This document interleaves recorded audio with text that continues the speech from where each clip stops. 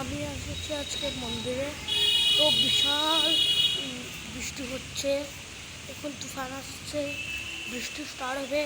আমার মা বলছে বাড়ির যা, আমি চলে যাব, কিন্তু আমি বাড়ি গিয়ে কী করবো? আমার বাড়িতে আমার বউ নাই, কলেজে গিয়েছে, আমার মাও নাই, বাবাও নাই, আমি বাড়িতে কী করবো? তার জন্য আমি মার সাথে মন্দিরে গেছি। আমার মা আমাকে শুধু বেশি বকছে, বলেছে যা যা বাচ্চা যা। তো দেখো এখানে একটা রথ আছে, দেখো আমি মন্দিরে যাচ্ছি, ও দেখো আমার মা পূজা দিচ্ছে,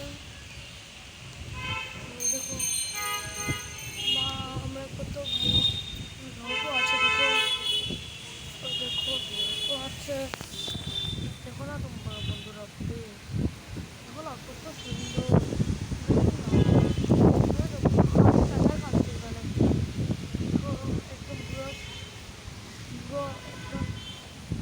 দেখো বুড়ো স্নান করছে। তো চলবো আমরা একটু ওদিকে যাওয়া যাক, আগে মাকে মুখ ছুঁয়ে আমি যাবো। বুঝছো বন্ধুরা, না বললেও তারপরেও আমি যাবো, আমি মাকে না বলে যাবো। তোমরা যদি দেখাবে পুরো ব্লগটা, তোমরা পুরো ব্লগটা দেখো।